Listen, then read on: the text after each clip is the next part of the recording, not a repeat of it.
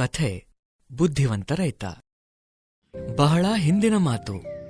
ರಾಮನಗರ ಎಂಬ ಹಳ್ಳಿಯಲ್ಲಿ ಶಾಮು ಎಂಬ ಬುದ್ಧಿವಂತ ಹಾಗೂ ಶ್ರಮಜೀವಿ ರೈತನಿದ್ದ. ಶಾಮು ವಯಸ್ಸಿನಲ್ಲಿ ತುಂಬಾ ಚಿಕ್ಕವನಾಗಿದ್ದ ಹಾಗೂ ಬಡ ರೈತನಾಗಿದ್ದ. ತನ್ನ ಬಳಿ ಇದ್ದ ಸ್ವಲ್ಪ ಜಮೀನಿನಲ್ಲೇ ಶ್ರಮಪಟ್ಟು ದುಡಿಯುತ್ತಿದ್ದ. ಎಂದಿನಂತೆ ಕಷ್ಟಪಟ್ಟು ಬಿತ್ತನೆ ಮಾಡ್ತಿದ್ದ. ಆದ್ರೆ ಮಳೆ ಬರೋ ಯಾವ ಸೂಚನೆನೂ ಕಾಣ್ಲಿಲ್ಲ.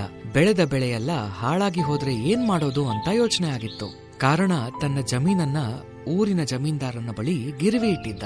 ಆದ್ರೆ ಅದನ್ನು ಕಳ್ಕೋಬೇಕಾಗ್ ಬಂತು.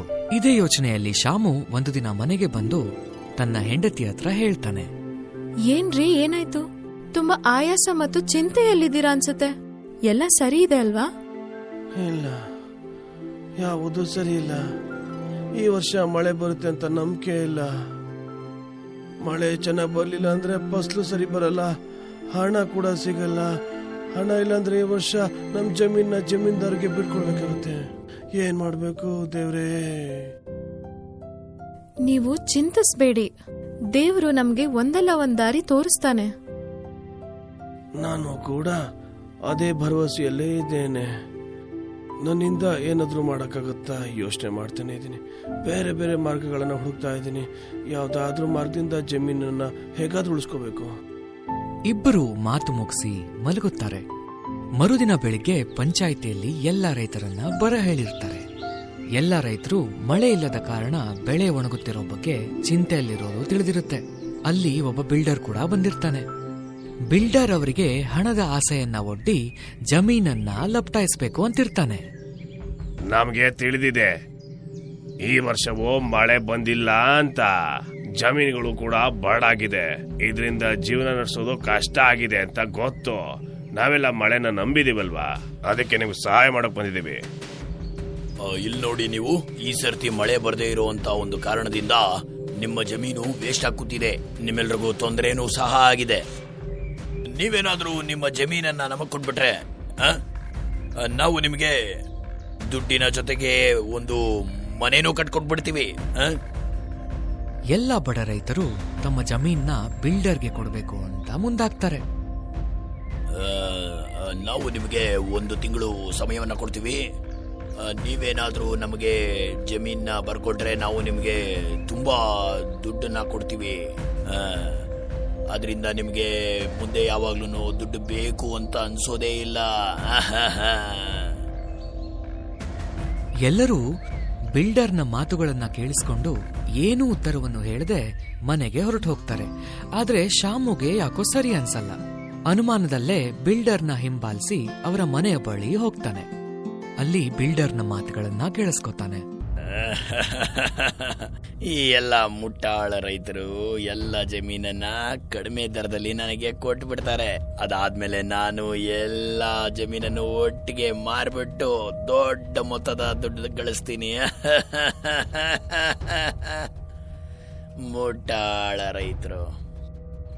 ಶಾಮು ಅಲ್ಲೇ ನಿಂತು ಎಲ್ಲಾ ಮಾತುಗಳನ್ನ ಕೇಳಿಸ್ಕೊತಾನೆ ಹಾಗೂ ಮನೆಗೆ ಹೊರಡ್ತಾನೆ.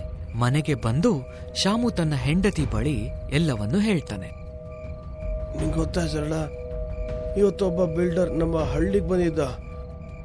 ಅವನ ಮೇಲೆ ನನಗೆ ನಂಬಿಕೆನೇ ಇರಲಿಲ್ಲ. ಅವನ ಹಿಂದೆನೆ ಹೋದೆ, ಅವನ ಮಾತನ್ನ ನಾನು ಕೇಳಿಸ್ಕೊಂಡೆ. ಅವನು ಪಾಕಡ ಇದ್ದಾನೆ. ಅವನು ನಮ್ಮ ಹತ್ರ ಕಡಿಮೆ ದುಡ್ಡಿಗೆ ತಗೊಂಡು ಬೇರೆಯವ್ರಿಗೆ ನಮ್ಮ ಜಮೀನನ್ನ ಜಾಸ್ತಿ ದುಡ್ಡಿಗೆ ಮಾರಿ ದುಡ್ಡು ಮಾಡ್ಕೋಬೇಕು ಅಂತಿದ್ದಾನೆ. ನೀವ್ ಹೋಗಿ ಈ ವಿಷಯನ ಪಂಚಾಯತಿ ಮುಖ್ಯಸ್ಥರಿಗೆ ಯಾಕೆ ಹೇಳ್ಬಾರ್ದು? ಹಾ, ಹೇಳ್ಬೋದು, ಆದ್ರೆ ಅವ್ರು ನನ್ನ ಮಾತನ್ನು ನಂಬೋದಿಲ್ಲ. ಏನ್ ಮಾಡೋದು ಅಂತ ಗೊತ್ತಾಗ್ತಾ ಇಲ್ಲ ಈಗ ನನಗೆ. ಹಾಗಿದ್ರೆ ಇವಾಗ ಏನ್ ಮಾಡೋದು ನಾವು? ಇಲ್ಲ, ರೈತರ ಜಮೀನನ್ನ ಒಂದು ಭಾಗ ಕೂಡ ಅವನಿಗೆ ಸಿಗಬಾರ್ದು. ಹಂಗ್ ಮಾಡ್ಬೇಕು. ನಾವು ಎಲ್ಲರೂ ಕೂಡ ಒಂದುಗೂಡಿ ಅವನ ವಿರುದ್ಧ ಹೋರಾಟ ಮಾಡಬೇಕು. ಅದಕ್ಕೋಸ್ಕರ ಉಪಾಯ ಹುಡುಕ್ತಾ ಇದ್ದೀನಿ. ಯಾವುದೇ ಕಾರಣಕ್ಕೂ ನಮ್ಮ ಜಮೀನನ್ನು ಕೊಡಬಾರ್ದು. ಹಾಗಿದ್ರೆ ನೀವು ಬೇರೆ ಏನಾದ್ರೂ ಉಪಾಯ ಮಾಡಿ. ಶಾಮು ಇಡೀ ರಾತ್ರಿ ಮಲಗದೆ ಯೋಚನೆ ಮಾಡ್ತಾ ಇರ್ತಾನೆ. ಏನಾದ್ರೂ ಮಾಡಿ ಜಮೀನನ್ನ ಆ ಮೋಸಗಾರನ ಕೈಗೆ ಕೊಡದೆ ರೈತರ ಹತ್ರನೇ ಉಳಿಸೋದಿಕ್ಕೆ ಉಪಾಯ ಹುಡುಕ್ತಾ ಇರ್ತಾನೆ. ಕೊನೆಗೂ ಒಂದು ಉಪಾಯ ಸಿಗತ್ತೆ. ಮರುದಿನ ಪಂಚಾಯಿತಿಯಲ್ಲಿ ಮುಖ್ಯಸ್ಥರನ್ನ ಭೇಟಿ ಮಾಡಿ ಶಾಮು ಹೀಗೆ ಹೇಳ್ತಾನೆ. ನನ್ನ ಬಳಿ ಜಮೀನನ್ನ ಮಾರದಂತೆ ಇರಲು ಉಪಾಯವಿದೆ. ಆ ಉಪಾಯದಿಂದ ನಮ್ಮ ಜಮೀನಿಗೆ ನೀರನ್ನ ತರಬಹುದು, ಹಾಗೆ ಸಮೃದ್ಧಿಯಾದ ಬೆಳೆ ಬೆಳೆಯಬಹುದು. ರೈತರು ಜಮೀನನ್ನ ಯಾವುದೇ ಕಾರಣಕ್ಕೂ ಮಾರೋಂಗಿರಲ್ಲ, ಎಲ್ಲ ಸಮಸ್ಯೆಗೂ ಪರಿಹಾರ ಸಿಗುತ್ತೆ. ಇದಕ್ಕೆ ರೈತರು ಒಪ್ಪಿಗೆ ನೀಡಬೇಕು, ಯಾರಿಗೂ ಕೊಡಲ್ಲ ನಮ್ಮ ಜಮೀನನ್ನ ಅಂತ. ಸಾರಿ, ರೈತರನ್ನ ಒಟ್ಟಿಗೆ ಸೇರಿಸಿ ನೀನು ಹೇಳಿದ್ರ ಬಗ್ಗೆ ಮಾತಾಡ್ತೀನಿ. ಅವರು ಒಪ್ಪಿಗೆ ಕೊಟ್ರೆ ನೀನು ಹೇಳ್ದಂತೆ ಮಾಡೋಣ. ನಿನ್ನ ಉಪಾಯದಿಂದ ರೈತರಿಗೆ ಒಳ್ಳೇದಾದ್ರೆ ನಿನ್ನನ್ನು ಪಂಚಾಯಿತಿಯಲ್ಲಿ ಒಬ್ಬನಾಗಿ ಮಾಡ್ಕೊಳ್ತೇವೆ. ಸರಿ. ಮುಖ್ಯಸ್ಥರು ಎಲ್ಲ ರೈತರನ್ನ ಕರೆಸ್ತಾರೆ. ನೋಡಿ, ನಮ್ಮ ಶಾಮ ಬಳಿ ಮಳೆ ಬರ್ದಿದ್ರು ಸಮೃದ್ಧವಾದ ಬೆಳೆ ಬೆಳೆಯೋದಕ್ಕೆ ಒಂದು ಉಪಾಯ ಇದೆ ಅಂತೆ. ನೋಡಿ ಗೆಳೆಯರೇ, ನಮ್ಮೆಲ್ಲರೂ ಕೂಡ ಗೊತ್ತಿದೆ, ನಮ್ಮ ಹಳ್ಳಿಯಿಂದ ಸ್ವಲ್ಪ ದೂರದಲ್ಲೇ ಒಂದು ನದಿ ಇದೆ ಅಂತ. ನಾವು ಮನಸ್ಸು ಮಾಡಿ ಆ ನದಿ ನೀರನ್ನ ನಮ್ಮ ಹೊಲಗಳಿಗೆ ಹರಿಯುವಂತೆ ಕಾಲುವೆಗಳನ್ನ ಮಾಡಿದ್ರೆ ನಮ್ಮ ಜಮೀನಿನ ಸಮಸ್ಯೆ ಬಗೆಹರಿಯುತ್ತೆ. ಅಯ್ಯೋ ಅಣ್ಣ, ನಮ್ಮ ಹತ್ರ ಅಷ್ಟೊಂದು ದುಡ್ಡು ಎಲ್ಲಿಂದ ಬರುತ್ತೆ ಅದನ್ನ ಮಾಡೋದಕ್ಕೆ? ಶಾಮು ಅವರಿಗೆ ತಿಳಿ ಹೇಳುತ್ತಾನೆ. ಎಲ್ಲರೂ ಸರಿ ಕೇಳಿಸ್ಕೊಳ್ಳಿ, ನಾವೆಲ್ಲರೂ ಕೂಡ ಒಟ್ಟಿಗೆ ಕೆಲಸ ಮಾಡಬೇಕು. ನದಿ ನೀರನ್ನ ಇಲ್ಲಿಗೆ ತರಬೇಕು ಅಂತಂದ್ರೆ ತುಂಬಾ ದುಡ್ಡು ಬೇಕಾಗಲ್ಲ. ಆದ್ರೆ ಎಲ್ಲರೂ ಕೂಡ ಸ್ವಲ್ಪ ಸ್ವಲ್ಪ ಸೇರಿಸಿ ಹಣಗಳನ್ನ ಜೋಡಿಸಿ ನಾವು ಮಾಡಿದ್ರೆ ಖಂಡಿತ ಆ ನೀರನ್ನ ನಮ್ಮ ಜಮೀನಿಗೆ ತರಬಹುದು. ಹಾಗಾಗಿ ಬೆಳೆ ಕೂಡ ಚೆನ್ನಾಗಿ ಬೆಳಿಬಹುದು. ನನ್ನನ್ನು ನಂಬಿ ನೀವು. ಶಾಮು ಅವರಿಗೆ ಈ ಮಾತನ್ನು ಕೂಡ ಹೇಳ್ತಾನೆ. ಯಾವ ರೀತಿ ಬಿಲ್ಡರ್ ತಮ್ಮ ಜಮೀನುಗಳನ್ನ ಕಡಿಮೆ ಬೆಲೆಗೆ ಕೊಂಡುಕೊಂಡು ಹೆಚ್ಚು ಬೆಲೆಗೆ ಮಾರಾಟ ಮಾಡುವಂತಹ ಮೋಸ ಹೊಂದಿದ್ದ ಅಂತ ಕೂಡ ಹೇಳ್ತಾನೆ. ನೋಡಿ ಸ್ನೇಹಿತರೆ, ಅವರು ಕಡಿಮೆ ದುಡ್ಗೆ ನಮ್ಮ ಹತ್ರ ಜಮೀನು ತಗೊಂಡು ಜಾಸ್ತಿ ದುಡ್ಗೆ ಮಾರ್ತಾ ಇದ್ದಾರೆ. ತುಂಬಾ ಬುದ್ಧಿವಂತರು.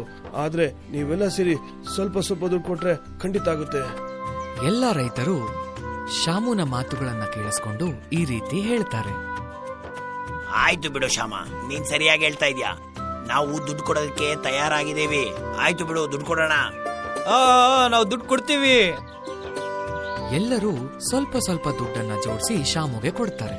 ಎಲ್ಲರೂ ಕೊಟ್ಟ ದುಡ್ಡು ಶಾಮುವಿನ ಬಳಿ ಬಂದು ಸಂಗ್ರಹವಾಗುತ್ತೆ. ಬಂದ ದುಡ್ಡಿನಿಂದ ಶಾಮು ಕಾಲುವೆ ನಿರ್ಮಾಣ ಮಾಡಲು ಮುಂದಾಗ್ತಾನೆ. ಎಲ್ಲ ರೈತರು ಜೊತೆಗೂಡಿ ಕಾಲುವೆ ನಿರ್ಮಾಣದಲ್ಲಿ ಸಹಾಯ ಮಾಡುತ್ತಾರೆ ಮತ್ತು ಸ್ವಲ್ಪ ದಿನದಲ್ಲಿಯೇ ಕಾಲುವೆ ಸಂಪೂರ್ಣವಾಗಿ ನಿರ್ಮಾಣವಾಗುತ್ತೆ. ಎಲ್ಲರ ಜಮೀನಿಗೆ ನೀರು ಬರಲು ಶುರುವಾಗುತ್ತೆ. ಎಲ್ಲ ರೈತರ ಬೆಳೆ ಫಲವತ್ತಾಗಿ ಬೆಳೆಯಲು ಶುರುವಾಗುತ್ತೆ. ಪಂಚಾಯಿತಿಯಲ್ಲಿ ಶಾಮು ಮತ್ತು ಎಲ್ಲ ರೈತರನ್ನ ಬರಲು ಹೇಳುತ್ತಾರೆ.